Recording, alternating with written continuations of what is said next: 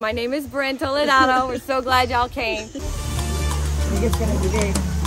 Wow, relaxing. I had stage 4 endometriosis and the chemotherapy. I've suffered with for my whole life, and yes, and the journey I've gone through with that, it's been very difficult. That's how this first garden started. And I made a complete change. I lost over like 125 pounds. Turmeric, you grow? Yes, we grow. Oh, This is local cheese. We are in El Coupe at a place called El Gallo. Is it El Gallo? Yeah. Gallo. El Gallo. And it is just so beautiful here, and I can't wait to show you some of the different things we're going to look at.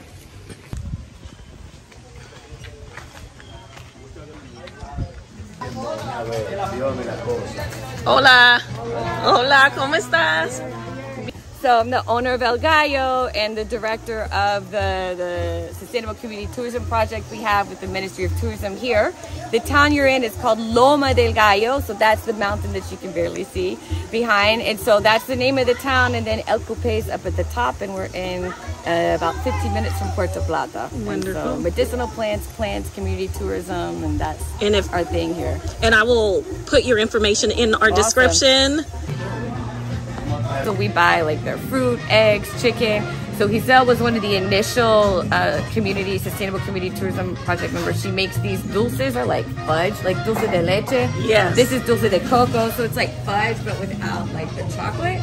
And so she makes them twice a week in her home. But like, I mean, she milks the cows, like raise the coconut, and like chops the wood for the parts, the whole process, and she sells them at the park in El Coupe. We buy them, sells them for home, and now she's sort of all over Puerto Plata. And that's how she pays for her studies to become a teacher. So we're really like excited to work with her. These cups are painted locally by the daughter of Nidia, who's the cook, local honey, and then all of our teas. So the tea you're drinking is called té de hojas, and so it's like a warming tea that's used for like respiratory, like, you know what I mean? It's sort of got like I've had a lot of and allergy like and congestion, and yeah, that's what I'm dealing with. And then we have other teas. We call it calming tea, but that's té de presión, or blood pressure tea. We have teas, like, so different sorts of teas that are used medicinally, but using really endemic plants. So a lot of the plants, we have the botanical names and everything, but a lot of them aren't even found outside of Hispaniola, like a big island. So we have a garden that I'll show you in a minute. Even this doesn't look gorgeous, but smell it. This is called, it's raw cacao. That's what I was looking for. So they grate it. So yeah, like, can I actually buy it? Yeah, you can buy it. I was looking to buy They grate it, like you grate it, and then you just add it to milk, and that's how they make hot chocolate. It has flour in it, so it's not. My family is from Jamaica, from the Caribbean. Oh, so they call it like bullet. What do they call it? Chocolate. Like there's a name for it. Because I was looking in English. I think because I was looking in English. Chocolate tea. It's growing up as a kid, and my mother would have that, and I've been looking for it for years. I'm going to definitely buy some. So you just like grate it here. It's wonderful. Grate it like you can use any grater. You just like grate it. You just like grate it in, and that's how you do it. It's like the raw cacao, but it also has malagueta, which is allspice. Like they use a lot of that in too, right? Like allspice, we use a lot of malagueta, and then and I think it has cinnamon in it as well. What were you eating before? Hagua.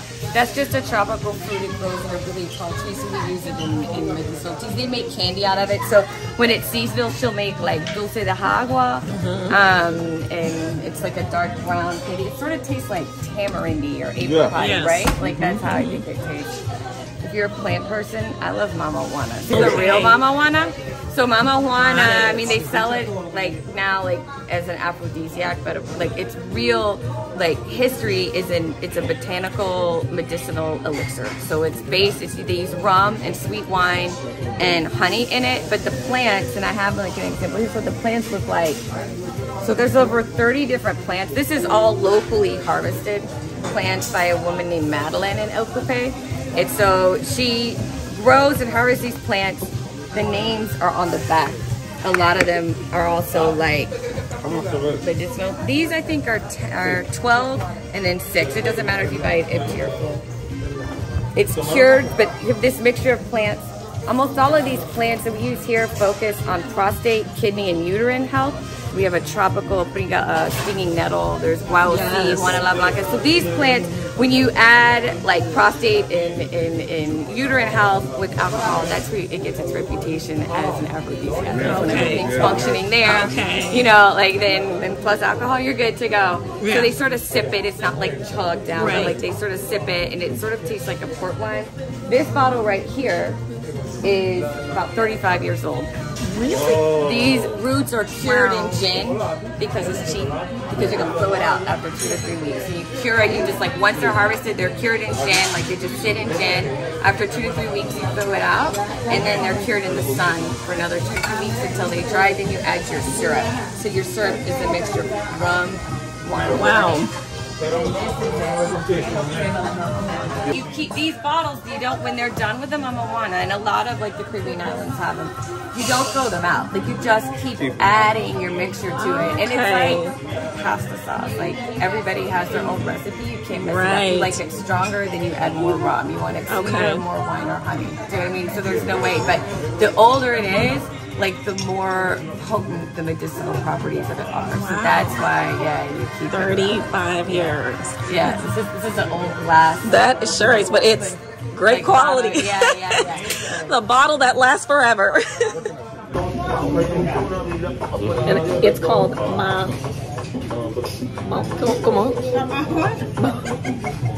Oh, this one's strong.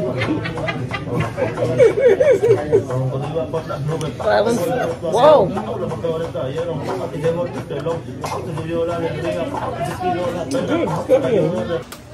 I'll go ahead into the bathroom and look who came visited me at the bathroom. Gorgeous. Just, you know, going to the bathroom. That's who greeted me. Love nature. Love it. Love nature. Do you teach? Okay, so I feel like I need to come back here and spend some time with you. So I feel like I'm giving you like the speed tour, and I'm no, lecturing you. No, I feel like we're going to make a connection, and I feel like I'm coming back here to spend some time and to learn. I want to learn and to share. I continue to want to educate others because I want to take care of my bodies, but I just felt like I can't keep this message to myself. I have to share it with other people. This is how this so this project started out. This was our home. I didn't have cancer, but I was doing chemo, so I had stage 4 endometriosis and did the chemotherapy. Stage 4 endometriosis? Yeah, have you had endometriosis? I've suffered with for my whole life, and yes. Wow. Yes. So you had it, or I had it. I've had to have the surgery. Yeah, I have nothing left. I'm like, they took it all out. I've had a hysterectomy. So the stages go depending. So I had it all the way up in like the bottoms of my lungs. You can even get it in your brain. So it's just like it reproduces. The cells grow like cancer cells. So one cell and it just keeps exactly. So I had it like in my intestines, my bladder. So it just like wreaks havoc. Mine was spreading everywhere. Yeah. So and it was just getting worse. I know exactly. I kept going like piece by piece, and eventually it just had it. So you understand. I understand. Yeah, you understand the journey I've gone through with that. It's been very difficult. So. Exactly. That's how this first garden started. So this was sort of like our retreat. And then we planted this tree right here is a cinnamon tree. This tall tree right here. So this cinnamon tree was the first tree we planted, and then this had turmeric and ginger, and these are all anti-inflammatories. Yes. So that's sort of like, I mean, I did the chemo, but then we I had all this neuropathy and inflammation, and so that's really like, and I made a complete change. I lost over like 125 pounds, just like really like lifestyle change. Stress is a big factor for me. So I mean, like it's been a real journey for me as well. And so when I'm coming back. To stay. This is a very healing. I feel like I need to come here just to heal. And if you say you do rent this. Yeah, everything. Yeah, I mean, a lot of the people you see here are staying. Make sure I get the details of that information because I need to figure that out. So what do we have here? This is the best. Plantains, and this is local cheese. So it's local cheese. So wow, that's cheese? That's cheese, local cheese. Yeah. Oh, so that's your vegetarian. My goodness. Yeah. Well, thank you. Everything's fresh.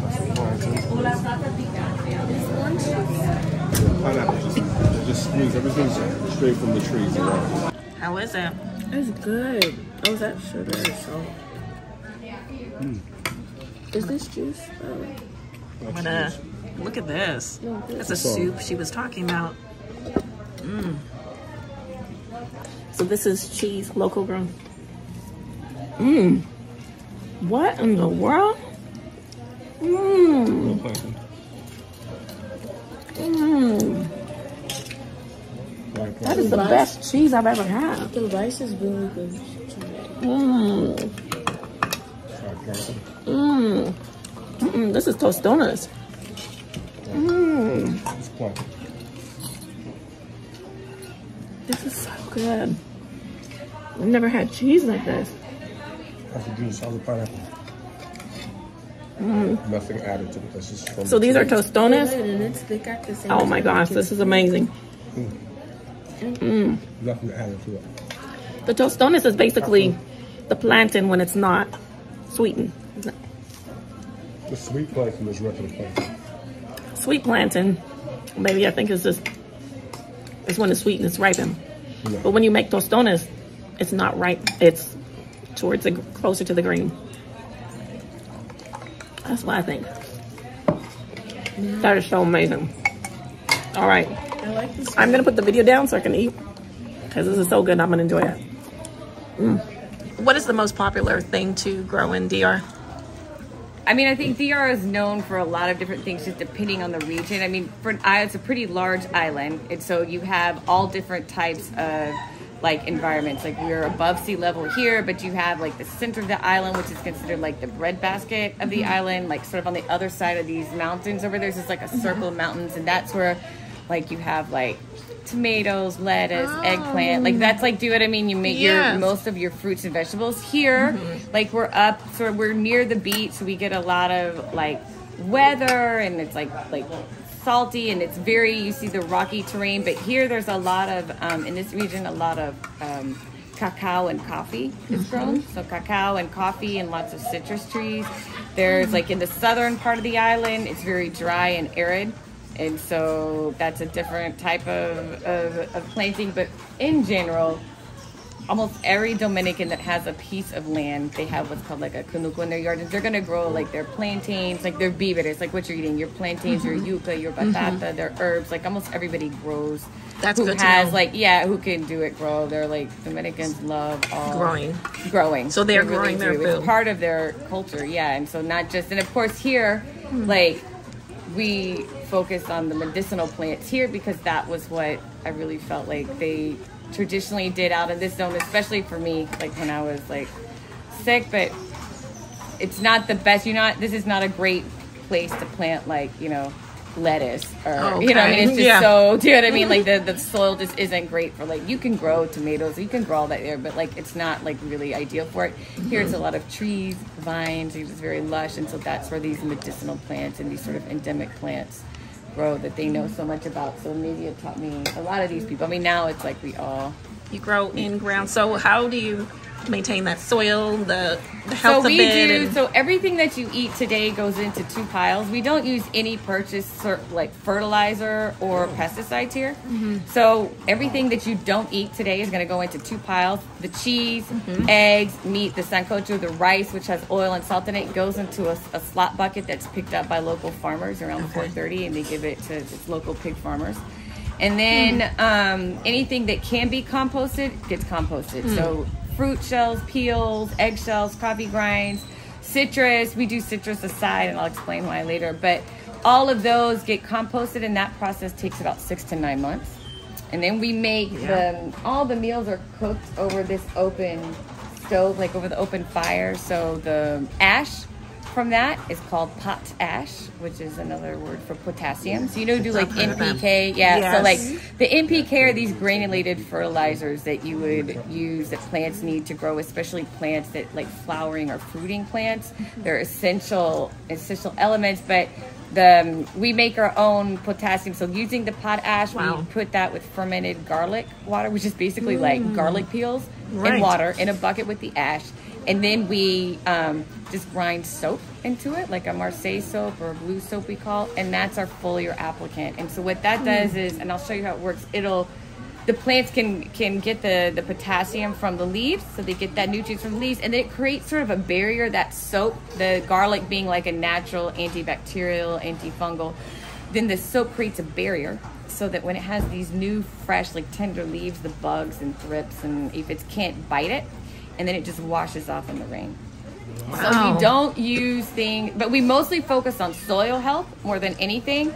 Yeah, so it's all about, like, we focus on the ground up. Like, there's a lot of diseases. Like, there's the most, like, devastating one probably here is called HLB, or citrus greening disease. So we're all over the world. It affects all citrus plants. That's why if you buy like a citrus plant, you're like, oh, we don't ship to California, Florida, or Hawaii, because that's where your commercial growers are. And once it's vector borne, meaning like a bug bites one plant and then it'll carry it to another plant, and then it's systemic. Once it has that sickness, it has it forever. Like diabetes, do you know what I mean? There's no cure.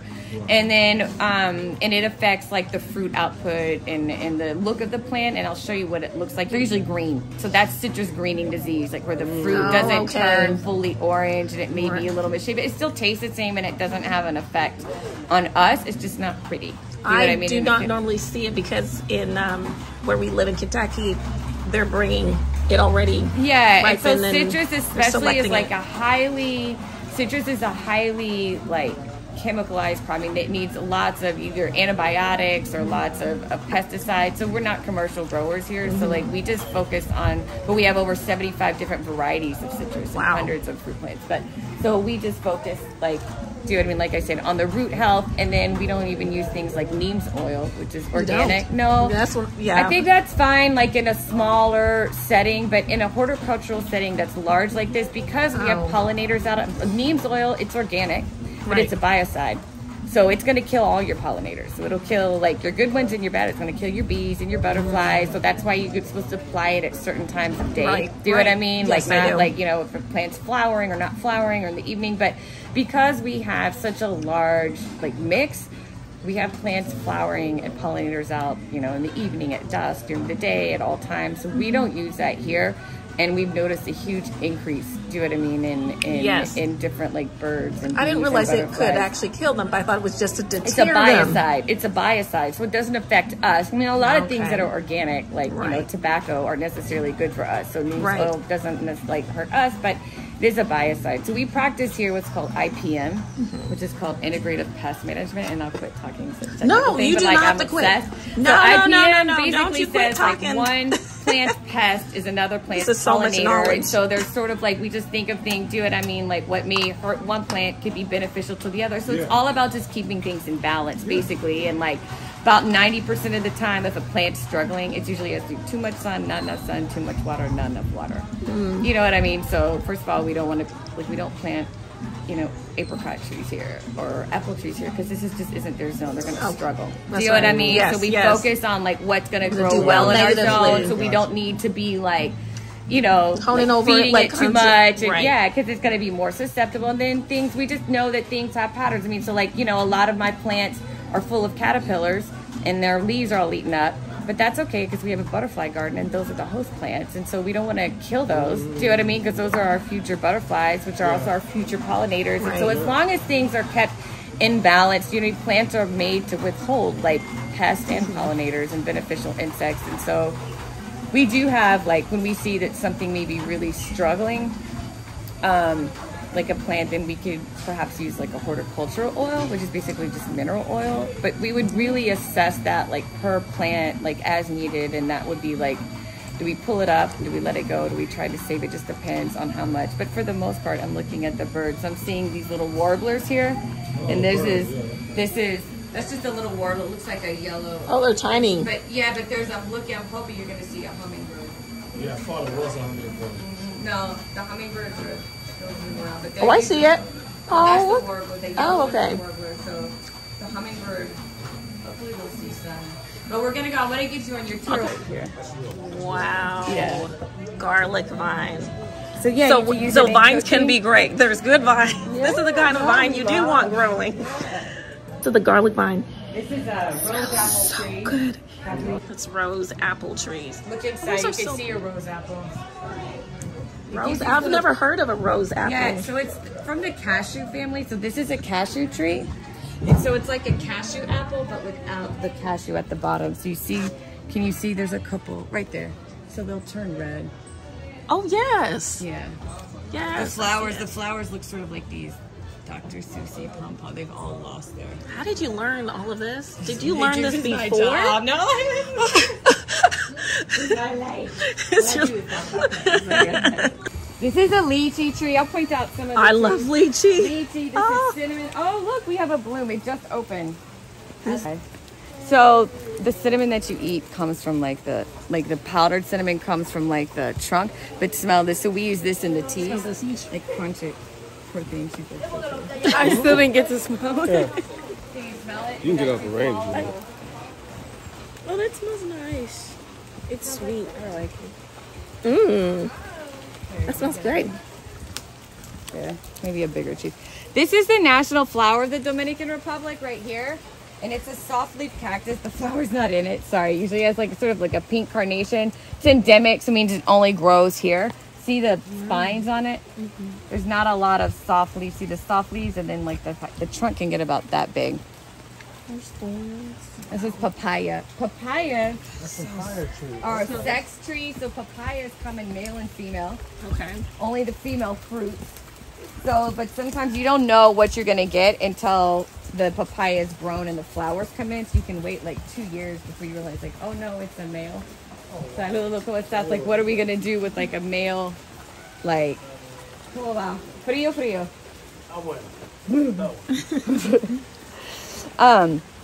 You don't know what you're gonna get, and so we can decapitate these trees and make them hermaphrodites. Really? And anything above the decapitation grows, like can fruit. It becomes a hermaphrodite, and so you get fruits that are sterile. Wow. So, but that's good. They still taste the same. They're a little bigger. They don't have seeds in them. So you know Wow. Yeah. We graft. Yeah, I'll show you some grafted trees. Almost all citrus is grafted. These are herbs. We don't use any sort of like seasonings, like packaged seasonings or like bouillon cubes or anything. No, you just use your own herbs. No high blood pressure here. This is it, right? So this year, I finally started growing a lot more. Mami, no quieres somebody? No, yeah, you coge la gorda. This is my husband. Hi. Nice to meet you. They're pobre. I'm like, rain or shine, we do the tours. Like, no hay alguien que pueda cogerme un chin de ylang. So this is our lemongrass. So you trade the lemongrass in the tea. Yes. So we use the lemongrass. This lemongrass, we're drying it. They were drying it somewhere. We use it, but we don't ever pull it up by the root because we use it. It's like as part of structurally as the retaining wall. So it's really holding up this terrace garden. Got it. See what I'm saying? And yes. so you can see this is like water that this is collected water, rainwater right there. See that cistern? Yes. Right there. It is a drip irrigation system all the way down. It doesn't look like we need it, but sometimes we do. So it runs off drip irrigation. So we can like add the biol that we make from composting or what I was talking about, the foliar applicant, we can add that straight to the cistern and it just drips through. See, these are our drip irrigation. Yeah, so lemongrass was one of my most popular videos that I've had. It went viral. Easy to grow. People love it, but it's hard to find where at. That's the thing. Oh, really? Well, we just like reproduce it all the time. It grows in these clumps. We use it to hold up walls. We use it wherever we have land erosion. Yeah. It's a great deal. I mean, it's really big use. It's good to know that. Yeah, and then we just chop off the top, kind of like celery, and it just keeps growing from the middle. I took some of mine inside because where I'm at, it would freeze and die, and so I propagated it indoors, and so it's growing indoors. Yeah, and it's pretty easy. It's fun. Look, a little sitting area. I know, imagine if it was dry. This is the ylang tree, and I wish I could find a flower for you. Give me a minute. It's the base note in Chanel 5. What? No, wait. This flower. Yeah, oh yeah. That's not I know, it looks like a spider. No, you're nice. Oh my goodness. Ooh. Yeah, it is Chanel. So when Christopher Columbus came in on his second voyage, he, the mountains in Luperon, did y'all see, it's probably very cloudy, did you see the wind turbines near the port? Yeah. That's Luperon. So you're in the state of Puerto Plata, the province. This is another cinnamon tree. I'm gonna get you guys out of here. And this is, when the winds blow in, these leaves flip over, and from a distance it looks silver, and that's where the silver port, Puerto Plata, got its name. So it's white, like the silver maple in the States. Wow. This is for, you know, the shy plant. Shy plant. Ready? Pop. See the leaves fold up? Oh, yes. That's a shy plant. they'll open right back up again. This is cinnamon. That's We've cool. picked this bulb. So most of these herbs that are right here, a lot of them are endemic or native to this area, not eucalyptus, but these are what's found in Mama Juana. A lot of these are used in the Mama Juana. The bigger trees and vines are down at the bottom. This yellow flower is senna, like senna. So this is called a round tamarind or Spanish tamarind. It's actually not tamarind from the family, but it tastes like tamarind, like exactly like tamarind. So we use it. So this is a pepper. It says menta, peppermint.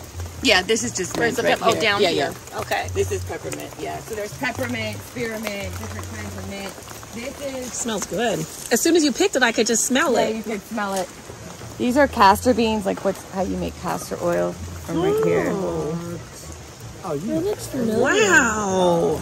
You have Go eat that. So this tree, they call it here in the Dominican Republic cranberry. Cranberry. It's really cranberry, but it tastes a lot like cranberry, and it's juice, and it has really the same medicinal purposes of cranberry. So sorry, I'm like all muddy and wet. It's like a lemon.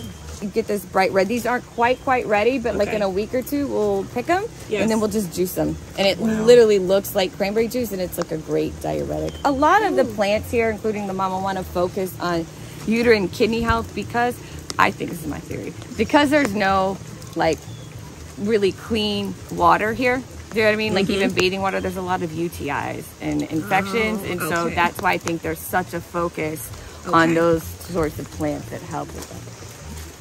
I'm trying to think what else. Those beans right over there, all of these are medicinal. Those beans, ooh, there's ants. They're teeny tiny. All it takes is one, it just keeps biting until you kill it. This is vanilla. This is a Pompona vanilla. It says planifolia, but it's not true. You can see the vanilla beans right there. This vanilla orchid went all the way up and back down. Just half of it came off during the last storm, but it's okay. You can see how big the vine is. The last time it opened, it had 124 orchids on it, one per day. Opens for about 3 hours a day. This is vanilla? This is vanilla. This is where your vanilla comes from. So this is Pompona vanilla. And then I'll show you the planifolia vanilla, which is like what you get in the supermarkets. I'll show you what it looks like. So it's an orchid. It's an orchid. See, it's epiphytic. Epiphytic meaning it's only using its air roots. It used to be in the ground. See, it's pulled up from the ground. Its roots are no longer in the ground. Growing from the tree. Yeah, it's just completely attached. It's not parasitic. So it's not taking any nutrients or anything from the tree. It's just epiphytic. So it's just getting all it's got these air roots. It's just absorbing from the air. This pollinator is not on the island, so it's hand pollinated. And so you got to climb up and squeeze it. You got about 3 hour window. That's why a 3 hour window. They only open 3 hours, one per day for 3 hours. And I had issues with my squash plants. The issue with land erosion here. We recently just terraced this area like we did over there. We just terraced it and then started with succulents, dry garden. We're taking out the irrigation system. And so here you have it. It's kind of like wet right now. It's just not wet succulent. This is an avocado tree, mango tree. Avocado. This is key lime. Which one's the mango tree? This is mango. Right I would here. say this is like mango. My favorite. That's mango over there. We have lots of different. There's lots of different. So kinds of I mango. just learned about this year pawpaws, and I planted 4 of those trees. They grow all over the South, like Ohio, Kentucky, Tennessee. You need 2. Okay, and so two we different planted varieties. 4. Yeah. Okay. Good. And so I'm excited to see what happens. Yeah. That's my first time planting a tree. Yeah. It's like a mango cousin. Yeah, so that's the closest I can get to the Caribbean right now is my pawpaws. This is key lime. I have neighbors in Nashville that have pineapples. Really? And you can even plant bananas. And how do they do? You can plant a banana. I'll get you down where we can talk about it. Okay. These are key lime. Every plant has a ring around it. That's the crown. The crown goes out to about the widest branch. So that's where the majority of the root system is focused. And this is like, if you get mojitos, this is it. This is come right to the tree and pick it. So the majority of the root system is in, like right within where the largest branch is, and that's where we focus our soil amendment. So there's where the compost goes, so the lime goes, the bio goes. So we really focus on soil health. We're redoing them all, so you'll see they're newer. See, these have all been recovered. Okay. This is soursop tree. So a lot of people use the leaves and fruit of soursop for cancer treatments. Very potent. Yes. So this is a Valencia orange tree. We keep our citrus fairly pruned low to the ground because we're not adding The dwarf tree. pesticides. We want to make sure that we can like see, do you know what I mean, what's going on the tree, what's happening. So we prune it that low. These are the new areas that I was talking about, like this. That's where they're most vulnerable. This, when you see it spotted like this is the citrus greening disease that you're seeing on the plant. Okay. And so, like I said, we just use that. We use our IPM to help manage that. This is the same Valencia orange, but variegated, so I don't have any fruit on it. You can see the star fruit right here. This is mandarin. These are dwarf banana. This one, they call it like, the word in Spanish is like gizzard. Do you have pictures online of villas? Okay. On our website. I think mango. Just mango trees all here. This is sour orange. Sour orange. Look at Okay. these star fruits right here. Wow, everything. Everything. I think it's gonna be not quite right. Yeah, star fruit.